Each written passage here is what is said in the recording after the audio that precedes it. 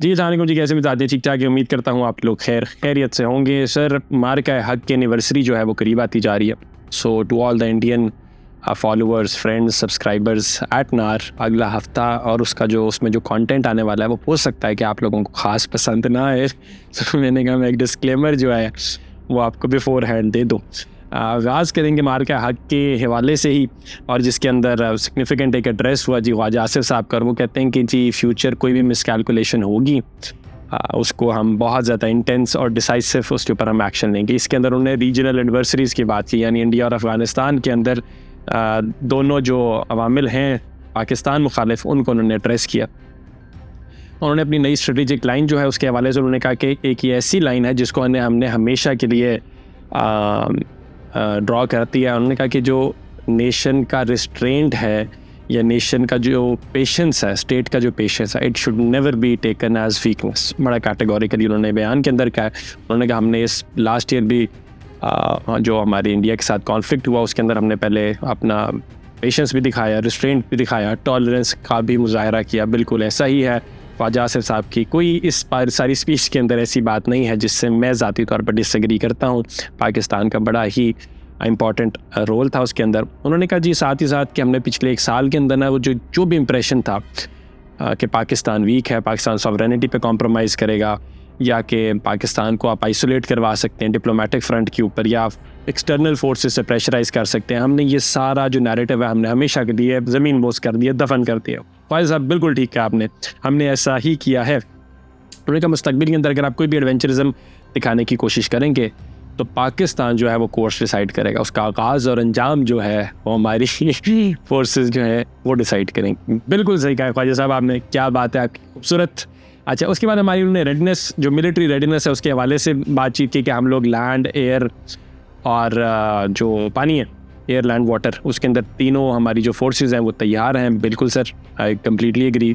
पानी का जो मामला है उसके अंदर अगर इंडिया को कोई शक है तो विक्रांत खड़ा है, उसको ले आए तो हम उसको टेस्ट करके अपने दिखा देते हैं कि हमने जो भी रिसेंटली चाइना से अपनी सब्ज़ एक्वायर की हैं तो वो कहाँ तक जाती हैं, उनकी रेंज क्या है, क्योंकि लास्ट ईयर आपने पानी से आने से इनकार किया था। उन्होंने कहा जी हम तैयार बैठे हैं, बिल्कुल ठीक है। डायरेक्ट वार्निंग भी दी इंडिया को, उसके अंदर वो कहते हैं कि जी आपने अपने जो ड्रामेटिक या फॉल्स आपका ऑपरेशन होती है, मिस कैलकुलेशन होती है, उससे आपने इज्तनाब करना है और खामोशी से। उन्होंने कहा जो आपके आउटडेटेड एजम्पशंस है ना, मोदी जी को उन्होंने कहा कि सर ये छोड़ दें, आप ये पुराना नैरेटिव है सर, अब उनका नया चीज़ लेके आए जाके सिर्फ पाकिस्तान मुखालिफ भाषण दे के या पुलवामा करवा के या ये सारा कुछ करवा के, ऐसा मज़ा नहीं आया। उनके अगर आप करेंगे कोशिश आ जाएँ तो फिर हम कर लेंगे। उनका पाकिस्तान को कोई इंटरेस्ट नहीं है इस सारे मामले के अंदर, लेकिन एक चीज़ हम आपको बता दें कि हमें पीस में इंटरेस्ट है सिर्फ, लेकिन कोई ऐसे पीस पे भी हम कॉम्प्रोमाइज़ नहीं करेंगे जिसके अंदर हमारी सोवरेनिटी कॉम्प्रोमाइज़ हो रही है, डिग्निटी कॉम्प्रोमाइज़ हो रही है। तो उन्होंने कहा सर ये तो कम्प्लीटली अनएक्सेप्टेबल है to the state, and I love this, because कोई भी ऐसा पीस जो है जिसके अंदर डिग्निटी, सिक्योरिटी और रिस्पेक्ट फॉर सोवरेनिटी कॉम्प्रोमाइज़ हो रही है उसको कभी भी एक्सेप्ट नहीं करना चाहिए। और इसको मैं लिंक करूँगा ईरान के साथ। सो ईरान के साथ जो अमरीका करने की कोशिश कर रहा है उसमें कालिबाफ साहब ने, अबराक्ची साहब ने बार बार एक ही चीज़ कहा। उन्होंने कहा sir we will not compromise on our integrity, ठीक है। And adversary can not come and tell us कि हमने अपने मुल्क के अंदर किस तरह से ऑपरेट करना, ठीक है। आप you don't get to tell us that, we will not compromise on that, and every state needs has a right to take a principle stance on that. अब ये सारी बातें तो होगी, जंग की बातें होंगी, लेकिन जंग से हट के ना थोड़ा सा एक प्रैग्मेटिक लेंस को भी देखना चाहिए। जैसे हमारे कुछ दोस्त कहते हैं उसके अंदर आपने सेल्फ रिफ्लेक्शन करनी होती है और अकाउंटेबिलिटी करनी होती है कि आप बहुत ज़्यादा नफरत की आग में आगे ना निकल जाए। नफरत की आग तो नहीं है खैर, लेकिन कुछ फैक्ट्स जो मैंने शेयर किए इसके अंदर हमारे अपने रीजनल लैंडस्केप के हवाले से भी कुछ रिजर्वेशंस हैं जिनको मैं चाहता हूँ कि मैं हाईलाइट कर लूँ कि आपकी डिप्लोमेटिक शिफ्ट्स भी हो रही हैं, अनरेस्ट भी हो रही है, और आपकी वॉलेटाइल हॉस्टाइल बेल्ट्स हैं वो भी ऑपरेट कर रही हैं। तो वेस्टर्न फ्रंट है, लेकिन केपी के अंदर भी इशूज़ जो हैं लॉ इन्फोर्समेंट के, सिक्योरिटी के मामलात, उनको भी आपने एड्रेस करना है। और रिसेंटली सर जो मोहम्मद इदरीस साहब की 4 सद्दा के अंदर शहादत है वो भी एक बड़ा सवालिया निशान है। तो इस तरह के इश्यूज़ जो हैं वो चल रहे हैं आपको, तो आपने मिलिट्री स्ट्रेंथ को तो सेलिब्रेट करना है, but not at the cost of ignoring your own security concerns, because that is a major issue. और केपी जैसे रीजन को आप इग्नोर नहीं कर सकते। तो आपने ये देखना है, सर इन मामलात को देखना है, और वहाँ पे पीटीआई का जो रिजर्वेशन है उनको भी देखना है। So it will need to be a coherent effort जो कि प्रोविंशियल और फेडरल गवर्नमेंट की जानिब से आनी होगी।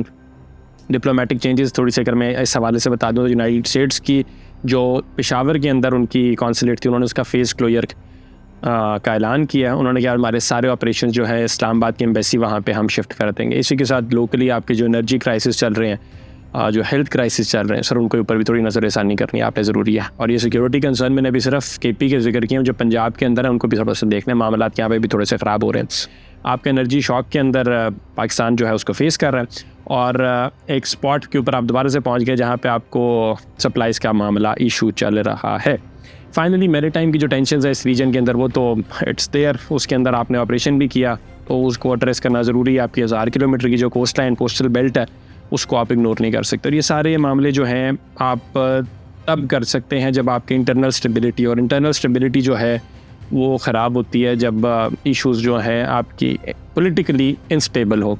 उस इंस्टेबिलिटी के अंदर PTI का एक बड़ा ज़्यादा रोल है, बिकॉज वो they want Imran Khan out at any cost.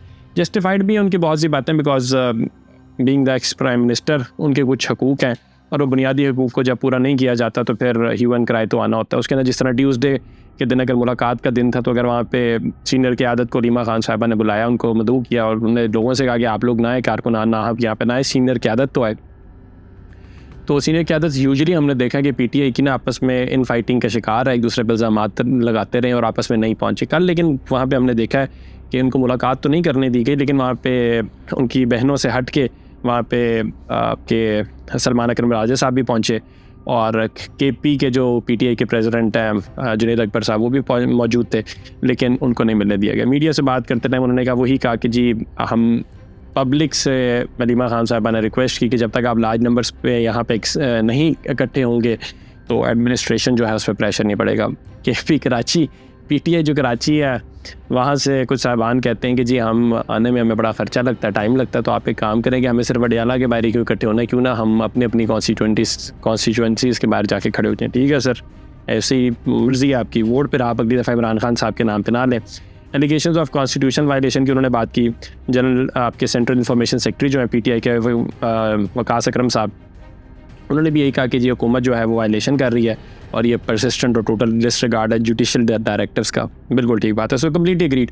इसी के अंदर HRCB की एक एनुअल रिपोर्ट भी आई जिसने बताया कि जी फ्रीडम ऑफ एक्सप्रेशन जो है आर्टिकल 19 जो है कॉन्स्टिट्यूशन का वो ग्रेटली वायलेट हो रहा है, मीडिया की आज़ादी नहीं है, रूल ऑफ लॉ वीकन हो गया है। बिल्कुल सही बात है, सारी इन्फोर्स डिसअपीयरेंसेस है। I wish I could comment कि नहीं इसमें कोई बात गलत नहीं है, लेकिन ये 100% ठीक बात है। तो ये सारी चीज़ों को उन्होंने एड्रेस किया, और इंटरनल पार्टी डायनामिक्स के हवाले से मेरा ख्याल है ये सारी चीज़ों से हट के जब तक आप उनको नहीं देखेंगे कि उनको आपने एड्रेस किस तरह से करना है, तब तक मामला जो है PTI के लिए ठीक नहीं होगा। इसके अंदर एड्रेस भी किया सलमान अकरम राजा साहब ने, उन्होंने कहा कि भाई कोई एक सिंगल लीडर तो है ही नहीं PTI के अंदर, और सारे मेंबर जो है वो वर्कर्स हैं। लेकिन मेरी ज़ाती राय है कि ये सारे मेंबर्स ये कैसे वर्कर्स हैं और ये कैसी लीडरशिप है जिनको पता ही नहीं है कि हमारा एंड गोल है क्या। तो अगर आपका एंड गोल का ही नहीं पता तो आप कैसी पॉलिसी बनाएंगे जो कि एक पॉइंट्स ऑफ कन्वर्जेंस इसके अंदर होंगे। तो हर एक अपना लगाव है, जिसका जहाँ दिल करता है वो करी जा रहा है। रीमा खान से डिफरेंसेस के हवाले से उन्होंने कहा जी कि हर पार्टी की, हमारे इमरान खान साहब ने क्लियर वो बाउंड्रीज डिसाइड की हुई हैं, और इस वजह से इन बहनों का थोड़ा सा इमोशनल सेंटिमेंट भी, but we are working towards his release. पता नहीं कैसे रिलीज़ की तरफ वो काम कर रहे हैं। उन्होंने कहा जी बैरिस्टर गौहर अली खान साहब का भी बयान भी मैं ऐड कर देता हूँ। उन्होंने कहा जी डिफरेंसेस एग्जिस्ट। उन्होंने कहा हर बड़ी पार्टी के अंदर डिफरेंसेस एग्जिस्ट करते हैं, और हमारा जो करंट और फ्यूचर का फोकस सिर्फ एक ही है कि हम ये फिर ट्रीटमेंट करवाएं अपने जेल खान साहब का और उनको रिलीज़ करवाएं। क्या बात है, बिल्कुल ठीक है। इसके बाद फाइनली इससे पहले ना लीमा खान साहबा ने ये भी कहा कि जो वन कॉन्स्टिट्यूशन एवेन्यू प्रोजेक्ट है, उन्होंने कहा हमारा अपार्टमेंट भी था, इसके अंदर वो कैंसिल हो गया था और हमारी पेमेंट जो है वो रिफ़ंड नहीं हुई थी। उन्होंने कहा कि भाई ये पूरी हमारी फैमिली के ख़िलाफ़ एक ना लाइज़ और डिसइंफॉर्मेशन का प्रोपेगेंडा। लेकिन मैम इसके अंदर बाजी सिर्फ आपके ख़िलाफ़ नहीं है, इसके अंदर शहबाज शरीफ साहब की अपनी कैबिनेट के बहुत से लोग हैं जिनके साथ यही सारा कुछ हुआ जो आपके साथ हुआ। उनके अपने अपार्टमेंट्स भी कैंसिल रहे, उनकी भी रीपेमेंट्स नहीं हुई हैं, और इसीलिए वो मोहसिन नकवी के स्टैंड ऑफ में खड़े हुए हैं। इसके अंदर अब सारा आलम साहब का भी मैंने कल की वीडियो के अंदर जिक्र किया था कि उनका भी उसके अंदर अपार्टमेंट है। तो it's not just about you. Anyway finally जी यहाँ से मूविंग ऑन, मैं आपको बड़ी चाइना और अमेरिका ईरान वॉर को कवर करते टाइम ना मैं सिर्फ एक चीज़ कहता हूँ बार कि ये सारी जंग जो है, ये सारी जंग के अंदर चाइना का बड़ा ही इंपॉर्टेंट रोल है, और चाइना को आप माइनस नहीं कर सकते। चाइना किस तरह खामोशी से उनको सपोर्ट कर रहा है वो एक एस्पेक्ट है, लेकिन चाइना जो बैठ के देख रहा है और पूरे ग्लोबल वर्ल्ड ऑर्डर में शिफ्ट इंश्योर करवा रहा है खामोशी से, उसको आप माइनस नहीं कर सकते। मुझे हैरत होती थी कि बहुत से लोगों के एनालिसिस के अंदर चाइना इतना ज़्यादा क्यों नहीं आता। लेकिन खुशी की बात यह है कि जो US के डिफेंस एनालिस्ट हैं उन्होंने कहा कि भाई ये जो पूरी जंग है ना, basically it's not against Tehran, it's against Beijing. I 100% agree with him. उन्होंने कहा जी ये कर्नल लॉरेंस विल्करसन, रिटायर्ड इनका नाम है, और बड़े वेटरन एक ऑब्जर्वर है अमेरिकन मिलिट्री पॉलिसी के। उन्होंने कहा जी एक वाइडर ये जियो स्ट्रेटेजिक कॉन्फ्लिक्ट है, और टारगेट जो है वो तेहरान नहीं है बल्कि चाइना का बेल्ट एंड रोड इनिशिएटिव है। 100% बिल्कुल है। उन्होंने कहा ये खामोशी से ना चाइना का जो इंफ्रास्ट्रक्चर है उसको तबाह करने की कोशिश है, जो कितना आसानी से होगा नहीं। चाइना का इंफ्रास्ट्रक्चर के अतबार से अगर मैं बताऊँ तो BRI के हवाले से, BRI कोई 190 ममालिक में से कोई 125-150 मुल्कों ने उसको ओके किया था, एक्नॉलेज किया था, and they were on in line with it. तो उसके अंदर पाकिस्तान के अंदर CPEC भी देखा था 60-70 अरब का यहाँ पे इन्वेस्टमेंट आनी थी, तो मिडल ईस्ट के अंदर भी आनी थी, यूरेशियन कंट्रीज़ के अंदर भी आनी थी, और ऊपर तक अफ्रीका तक जाना था उसने। तो अफ्रीका के अंदर भी काफ़ी ज़्यादा इन्वेस्टमेंट है। स्पेसिफिकली इसी के अंदर ईरान के अंदर जो उनकी इन्वेस्टमेंट है टेक्नोलॉजिकली, ZTE और हवावे जो है वो लार्जेस्ट टेलीकम्युनिकेशन नेटवर्क बना है वहाँ का ईरान का। उसी के अंदर चाबहार पोर्ट से हट के उनका कोई 400 अरब का है 25 साल स्ट्रेटेजिक पार्टनरशिप प्रोग्राम, तो वो भी उसके अंदर ही है। तो विल्करसन है वो और कहते हैं ये एक प्रॉक्सी बैटल है, और ये चाइना का जो लैंड बेस्ड जितना भी ट्रेड सिनर्जी है उसको या स्ट्रैटेजी है उसको डिसमेंटल करने की कोशिश है।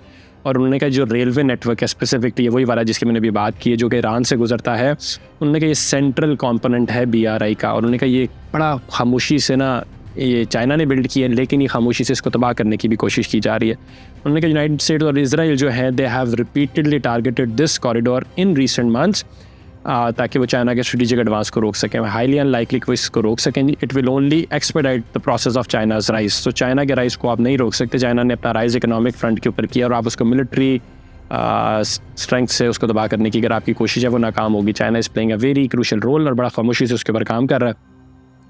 फाइनली बिफोर कंक्लूजन उन्होंने कहा कि it was during world war 2 कि आपके जो क्रिटिकल सप्लाईज थे सोवियत यूनियन के उसको तबाह करने की अमेरिका ने कोशिश की थी। उन्होंने कहा ये सारा जो वो स्ट्रेटेजिक रूट ले रहे हैं ये हिस्टोरिकल है, और इसके अंदर चाइना जो है वो क्या सीख करता है। उन्होंने कहा चाइना करता है अपनी मैरीटाइम ट्रेड के ऊपर जो डिपेंडेंस है उसको रिड्यूस करने की कोशिश करता है, और अपने वल्नरेबल जो चोक पॉइंट्स हैं उनके ऊपर से भी डिपेंडेंसी। बिकॉज एक तो उनका ये वाला इशू था स्ट्रेट ऑफ हॉर्मज़ से निकल के उनका, लेकिन जो स्ट्रेट ऑफ मलाक्का है, जो मलाक्का कनंड्रम है, मलाक्का डायलेमा है, उसके ऊपर इशू है। वहाँ से अमेरिका बड़े इजीली अपनी नेवी के ज़रिए उनको चोक कर सकता है। और स्विस कनाल का भी जिक्र करते हैं। उसके अलावा उन्होंने कहा जो अमेरिकी नेवल इन्फ्लुएंस है उसको भी उन्होंने चैलेंज करना है, और इंटरनेशनल रोल के अंदर जो युआन की इंपॉर्टेंस है उसको भी करना है, पेट्रो डॉलर की डोमिनेशन को भी गिराना है। तो ये तो एक लार्जर जो स्ट्रेटेजिक एनालिसिस जब आप देखते हैं तो आपको पता चलता है कि this war has more to do with China's rise than it is just Iran के अपना न्यूक्लियर एनरिचमेंट या स्ट्रेट ऑफ हॉर्मज़ या उसका मिसाइल प्रोग्राम। वो भी एस्पेक्ट्स इशूज़ हैं, लेकिन मैंने पहले भी जिस तरह कहा कि सिर्फ वही वाले इशूज़ होते तो भाई वो तो ओबामा के दौर के अंदर जब इन्होंने JCPOA साइन किया था तो उस time issues should have been address, because अब तो इनका 60% यूरेनियम एनरिच हुआ है। उस टाइम तो कोई भी उसकी 8-10% भी उसकी रेशो नहीं रही थी। तो it's not just about that, ये सिर्फ दिखा कुछ और रहे हैं लेकिन एक्चुअल में कुछ और अचीव करने की कोशिश कर रहे हैं। Finally throughout the next week will try कि हम जो आपका हमारा एनिवर्सरी आ रही है मार्का हक की उसको सेलिब्रेट करें एट नार, बिकॉज उससे ना हमें सिर्फ हार्ड पावर मिली, उससे ना सिर्फ हम as strong regional middle power बन के उभरे, बल्कि उसने हमें इंश्योर किया कि पूरी दुनिया के अंदर लोगों को पता चले कि हम अपनी सॉवरेनिटी कॉम्प्रोमाइज़ नहीं करेंगे। But it was a result of that कि हमारे हार्ड पावर की वजह से हम अपनी सॉफ्ट पावर की अपॉर्चुनिटी और डोमेन को भी एक्सप्लोर कर सके, जिस तरह कि हमने मीडिएशन करवाने की कोशिश की ईरान और अमेरिका की जंग के अंतर सालसी का किरदार जो था। कल फिर मुलाकात होती है आपसे, अपना ख्याल रखिए। अल्लाह हाफ़िज़।